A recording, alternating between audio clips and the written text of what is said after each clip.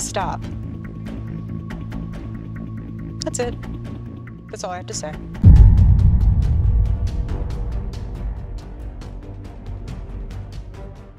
Erika Kirk is officially under fire now, and it's painfully obvious because after months of flat-out denial, that DNA test finally landed in the court system, and it did precisely what she feared most.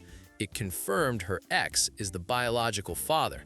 The moment those results were sealed into legal paperwork, he didn't hesitate, didn't cheer, and definitely didn't stay silent. He filed a lawsuit instantly. Now he's charging straight for full custody and demanding child support. And that flips everything fast.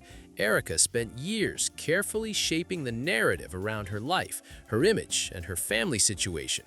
But this lawsuit doesn't just poke holes in her story, it rips it wide open. The control she once held is slipping fast because the man she shoved out of the frame isn't negotiating anymore. He's letting a judge step in and take control now. Y'all, whose kids are these? Whose kids are these? Erika Kirk provided this as proof of where she was September 9th. Not that September 9th was ever in question, but she provided this as proof. But y'all, whose kids are these? Something about this proof doesn't add up and people are skipping right through it. And according to what's being whispered next, this DNA test might be just the opening shot, because once courts start digging, they never stop at a single detail. If more proof begins piling up, Erika could be staring at losses she never planned for.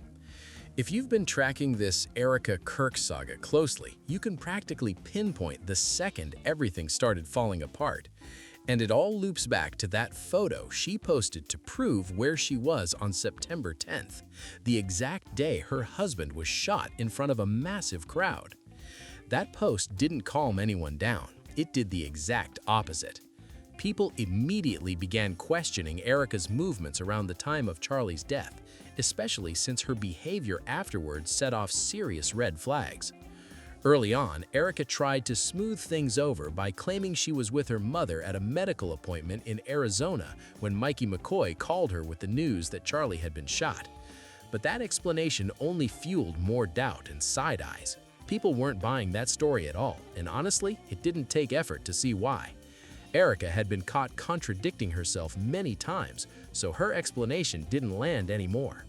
Of Charlie Kirk's children is not his. The trust was already dead, and once the noise got too loud to drown out, she tried to fire back by posting a photo she insisted proved she was away with the kids when Charlie was killed. But that move blew up right in her face. Instead of clearing anything up, that photo triggered even more red flags. The kids shown in the picture looked noticeably older than Erika's own children, and the internet clocked it immediately. Publicly, Erika and Charlie were known to have a 3-year-old and a 1-year-old back then. Yet the kids in that photo looked at least 2 years older each, and people wouldn't let that slide.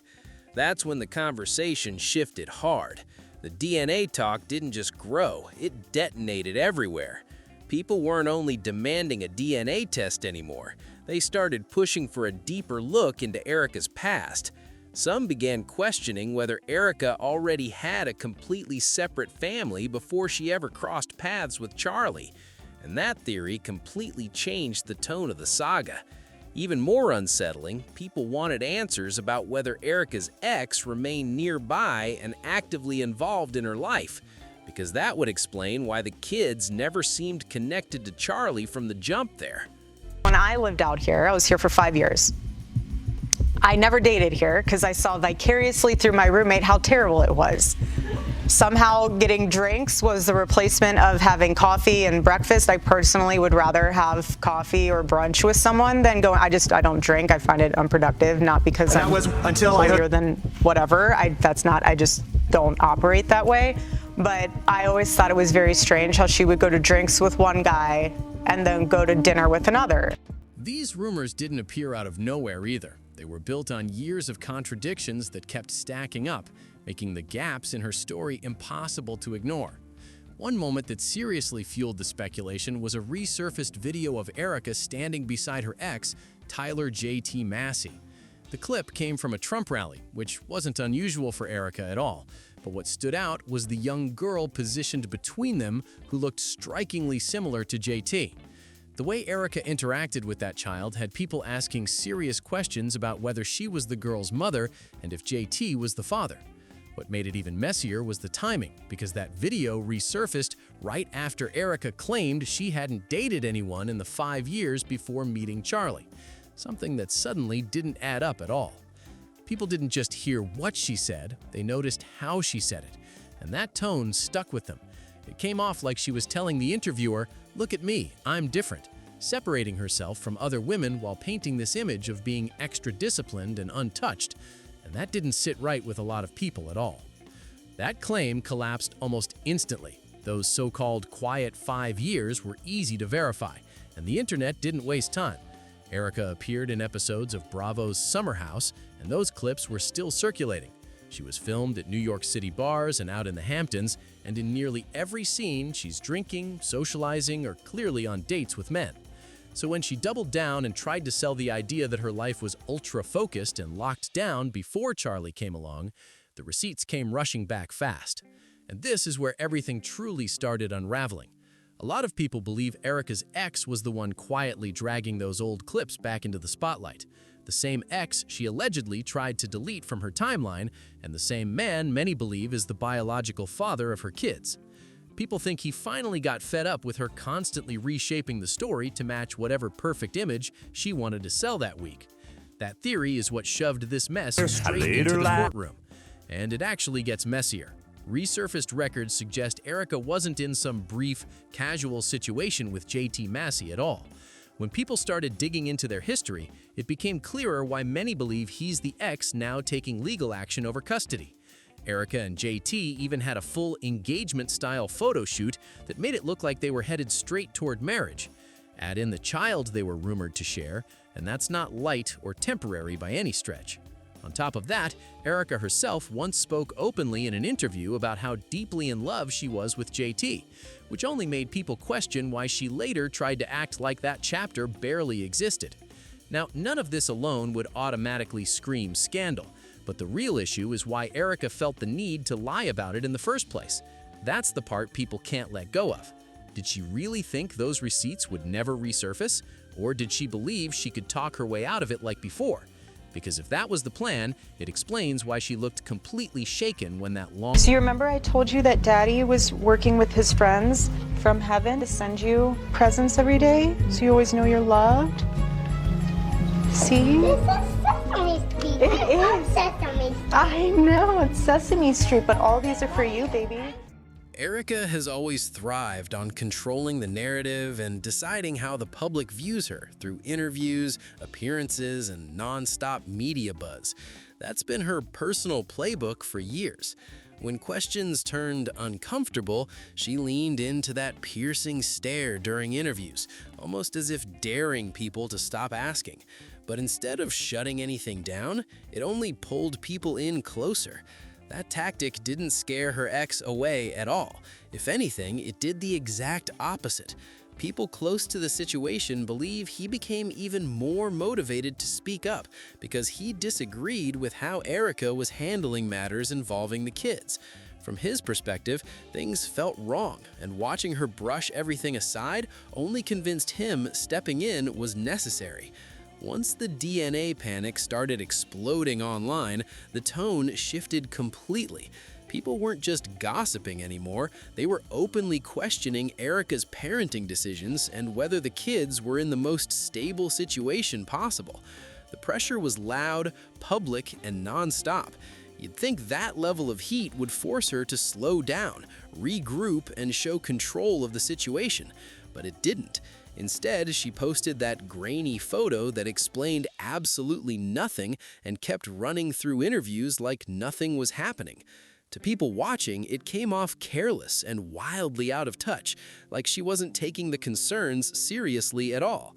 That response alone helped many understand why her ex chose to officially push for custody through the courts. What truly disturbed many viewers, though, was how Erika reportedly handled emotional conversations with her child about Charlie, and it left lasting questions hanging in air.